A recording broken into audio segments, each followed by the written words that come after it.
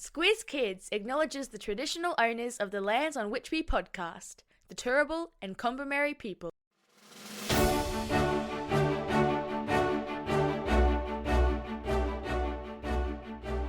Good morning and welcome to the Squiz Kids Olympic Sprint, your quick as a flash update on the Olympic highlights that happened in Paris overnight while you were sleeping. It's Tuesday, August 6. I'm Bryce Corbett. You ready to race through it? On your marks, get set, go! Do you have an older brother or sister? Someone who's really good at something? And you've spent your whole life running to keep up with them? Then, the gold medal that Aussie kayaker Noemi Fox won overnight is especially for you. Noemi is the younger sister of Jess Fox, the remarkable Aussie paddler who has won not one but 2 gold medals at these Olympics. And last night it was Noemi's turn, Eskimo rolling her way into the lead in the final of the kayak cross to claim gold.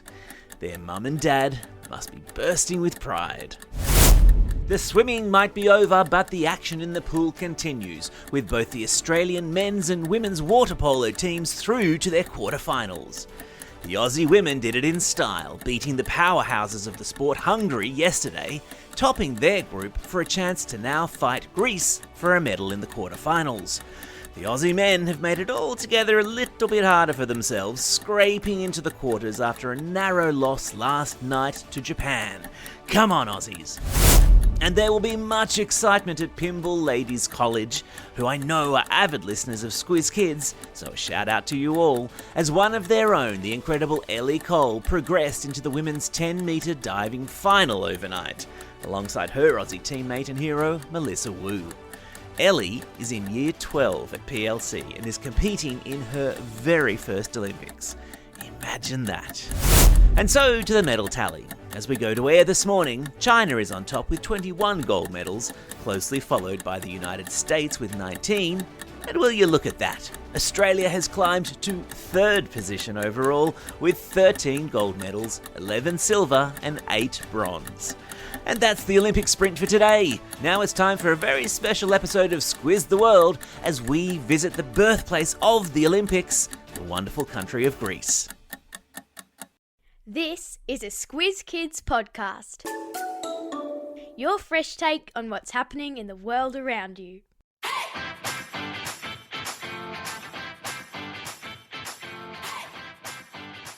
Each week we give the world globe a spin and see where we land. Then we take the kids of Australia on an audio excursion to visit that country and its people.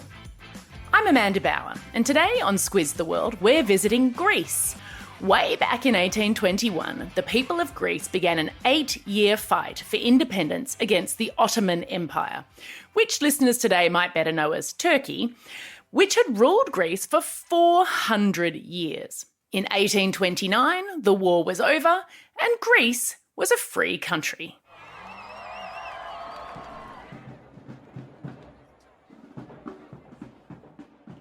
Every March 25, there's a huge parade in the country's capital, Athens, with smaller parades, church services and gatherings all over the country. But don't be surprised if you see the blue and white Greek flag flying high in Australia too. About 500,000 Aussies have Greek heritage, making Australia home to one of the biggest Greek communities in the world. So this seems to be the perfect time to find out a bit more about this ancient civilization. Strap yourselves in to the Squiz Kids Superfast Supersonic Jetliner as we take off and take a squiz at Greece. Just the facts.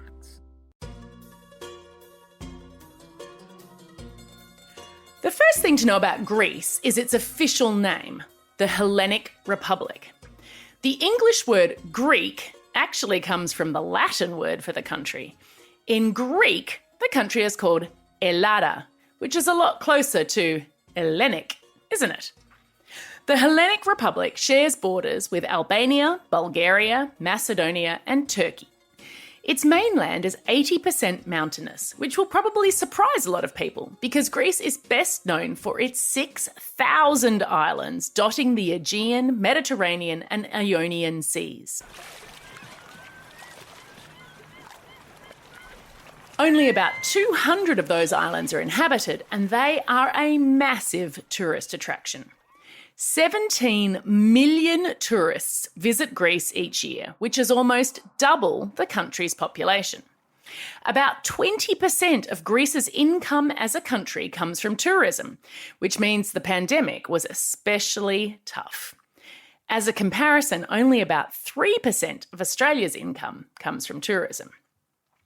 Now, a lot of those tourists go to Greece for the bright white beaches and crystal clear water around the islands. Greece has 16,000 kilometres of coastline, the 10th longest coastline in the world, and not one single part of the country is more than 137 k's from the ocean.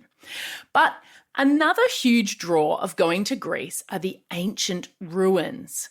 There are 18 World Heritage Sites in Greece, including the Acropolis in Athens and the Temple of Apollo. I'll pop a link in your episode notes to a video exploring 10 of them, as well as a virtual tour of the Acropolis. That video definitely made me want to get on a plane.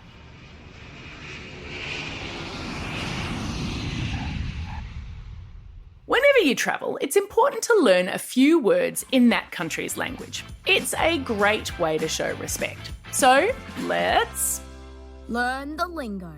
We are so lucky to have with us today Squiz kid Katerina, who's 10 and lives in Sydney. She's going to teach us how you say hello in Greek. Take it away, Katerina. Yassas. Go on, you give it a try. Yassas. People are always really grateful when you just try to speak their language. They may even thank you for it. Hey, Katerina, how do we say thank you? Ευχαριστώ. And efharisto to you too, Katerina. Now that we can communicate a little bit, it's Time for school. Primary school in Greece is called demotiko, and kids go until they're 11. Then they go to a gymnasio until they're 15. High school, Lykio, starts when you're 15 and it's not compulsory, which means you don't have to attend. Also not compulsory, from kindergarten all the way through to high school, are uniforms. Kids can wear whatever they want. Here's something kind of cool. Students generally sit at a desk set up for 2 people and you get to choose whom you sit next to and then stay with that person for the whole school year.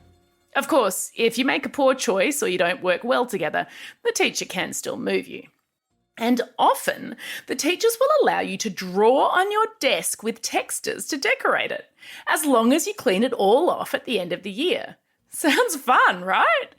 Even in high school, students stay in the same classroom at the same desk and the teachers have to move around from room to room. One of the best things about visiting another country is immersing yourself, which means surrounding yourself in a different culture. So, Let's get cultural. did you know that the ancient Greeks invented the theatre almost 3,000 years ago? They loved watching plays, and most cities had a theatre, some big enough to hold 15,000 people. The genres of tragedy and comedy both started in ancient Greece. Of course, we can still see those kinds of plays today. Back in ancient Greece, though, only men and boys were allowed to be actors, and they wore masks, which showed the audience whether their character was happy or sad. Some of the masks had 2 sides, so the actor could turn them around to change the mood for the scene. The heart of the ancient Greek theatre scene was in the capital, Athens, where theatre performances got their start as part of the festival of Dionysia, which honoured Dionysius, the Greek god of wine, festivity and theatre. 5 days of the festival were set aside for theatre performances. The Greeks were famous for their tragedies, which are plays that have an unhappy ending, usually by something very bad happening to the main character. Uh-oh. The first tragedy ever performed is said to have been written by an actor and playwright called Thespis, and it's from him that we get the word thespian, which means actor. And the prize he got for that play was apparently a goat. The goat was a common symbol for the god Dionysus. Now, in ancient Greek, the word tragedy means goat song, so some historians think that the name of the genre comes from that prize for Thespis' play. Amazing how language comes to be, isn't it? Today, Athens has 148 theatrical stages, more than anywhere else in the world, even more than New York and London, which are famous for the Broadway and West End theatre districts. Phew, after all that cultural entertainment, I'm starving. I think it might be Dinner time. family life and family meals are very important in Greece. Children often live with their parents even after they get married, and they must get along well because Greeks live long lives. Experts talk about the healthiness of the Mediterranean diet, which includes olives, olive oil, lamb, fish, squid, chickpeas, and lots of fruits and vegetables. Olives are important in Greece, even in Greek mythology. According to one story, the goddess of wisdom and war, Athena, and the god of the sea, Poseidon, were fighting for the right to name the capital. Each presented a gift to the people. Poseidon gave them water and Athena an olive tree. The people decided the tree was of higher value because it could provide both oil, food, and wood. And so the city is called Athens, after Athena. Now, whether or not that really happened, Greece has over 120 million olive trees and is world famous for its olive oil and olives. So for dinner tonight, we're having fasolada. It's a simple white bean soup, eaten year-round in Greece, but especially popular when people are fasting for Lent, as many are now. You add the olive oil towards the end to help the soup become thicker and creamier, and serve it with a few Kalamata olives, my personal favourite, and crusty bread. The recipe is in your episode notes. Yum, yum, yum. Time for the quiz. This is the part of the podcast where you get to test how well you've been listening. Question number 1. What is the official name for Greece? That's right, it's the Hellenic Republic. Question number 2. What does the word tragedy mean in ancient Greek?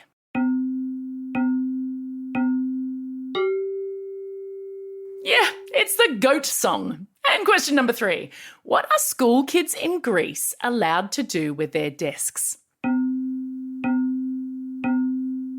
Yeah, you draw on them. I would have gotten in trouble for that when I was at school. That's all we have time for today. Thanks for staying curious about the world and joining me on this incredible trip to Greece. Now get out there and have a most excellent day. Over and